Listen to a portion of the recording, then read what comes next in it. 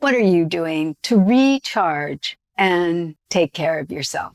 I often ask this of myself and my clients amid multiple and simultaneous changes, uncertainty, and an endless to-do list.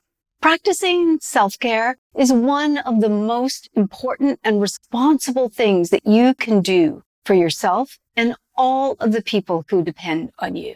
Yet, it's often one of the first things that we let go of when we feel overwhelmed or we're pressed for time, especially when we're navigating the uncertainty and changes in our lives. So in today's video, our final video in the mini-series, Employee's Guide to Thriving During Organizational Change, I want to share 3 self-care hacks that will help you thrive during uncertainty. When I say the word self-care, what do you think about?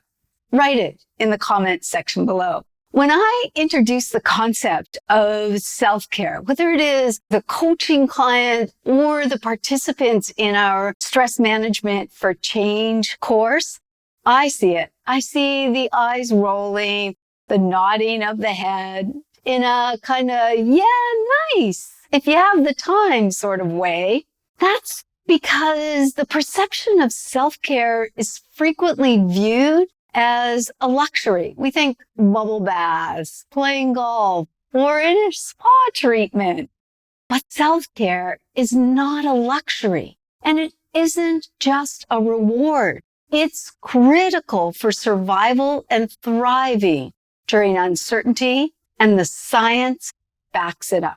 In a world where uncertainty is the normal state, it's easy to think that you can just push through, that you can take on one more project or task to get that promotion, or give a little bit more, and that you don't have time to stop. But at what cost? Fatigue, isolation, poor health, mental and physical, and burnout.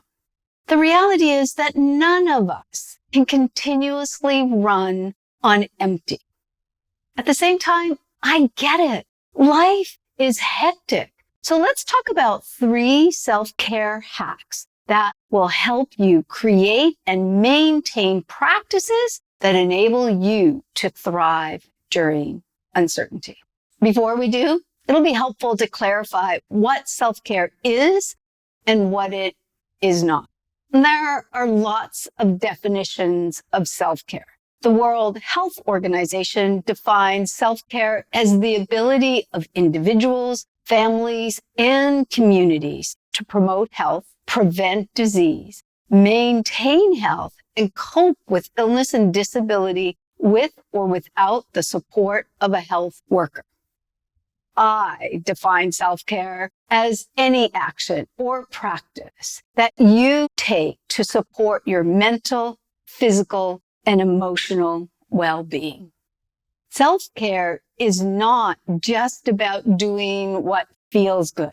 It's about doing what does good for you. For example, eating a pint of ice cream when you're stressed, that may feel good. However, it's not likely to help, and it may even worsen your stress. Self-care could include taking a mindful moment, going for a walk, having a conversation, or reframing your story.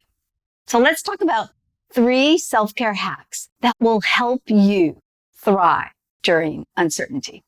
Hack number 1, set boundaries and align them with your values. Self-care isn't just another task on your to-do list. It's a mindset. It's a mindset that says you matter, and what you need to do to maintain your health and well-being is important, and it's a priority. Setting your boundaries and aligning them with your core values can help. Of all of my self-care practices, this hack has been the most challenging. I dislike saying no. However, it has also proven to be one of the most beneficial ways to sustain my self-care my health and my well-being. When you set and align your boundaries with your values, you are saying yes to the things that matter to you, protecting your energy and making the space for the things that enable you to recharge. Setting boundaries can feel scary and uncomfortable, especially if you've never had them or you don't feel in control of your time. I get that. Start small. One exercise participants do in our Stress Management for Change course is list 5 core values. Those are the values that are most important to them. And then we begin to explore what they need to do to live them. And often one of the first things they recognize is the need for boundaries. For example, one participant's core values were fitness and fun. Yet, given the demands of her job and her family, she had come to believe that she no longer had time for exercise or fun. Through our conversations, she was able to recognize that it wasn't that she didn't have the time or couldn't have fun.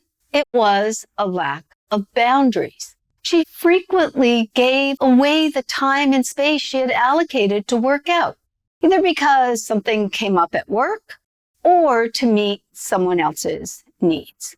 She decided to talk with her manager and her family and redefine the boundary within the context of her current situation. Then together, they helped her protect that time and they began having more fun. Hack number 2, maintain presence. Presence may be one of the most important hacks for practicing self-care. Without it, you can get caught in 2 very unhelpful mental loops. One is the world of should and should have. I should eat better. I shouldn't eat this. I should have gotten more sleep. The other is the world of when and if. When things settle down, I'll take a break. If I can finish this report by Thursday, I'll treat myself to a day off, a meal, whatever it is.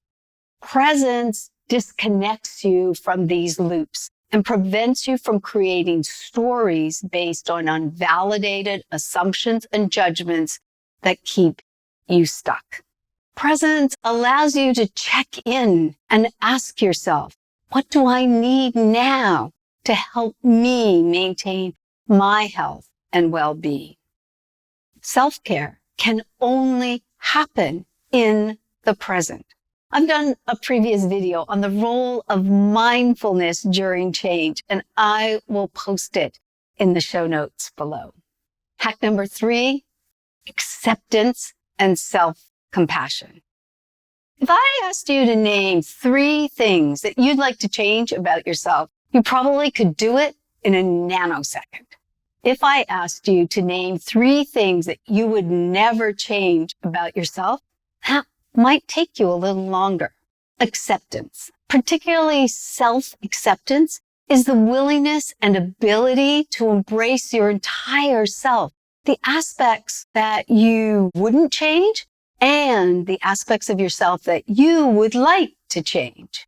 We all have foibles. We all make mistakes, but those mistakes don't have to define us. That's the power of self-acceptance. It's not always easy, but it is the cornerstone of self-care. So if self-acceptance is the cornerstone of self-care, then self-compassion is what steadies you.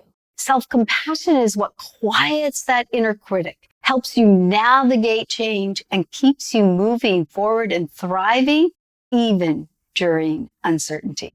Self-care is a promise that you make to yourself. I'll include a previous video I did on self-compassion in the show notes below. I hope you enjoyed this video, and you can catch up on the entire series Thriving During Organizational Change by clicking on the playlist on my YouTube channel. And if you haven't done so already, now would be the perfect time to hit that subscribe button. That's it for now. I hope you have a great day, and I look forward to seeing you again soon. Bye for now.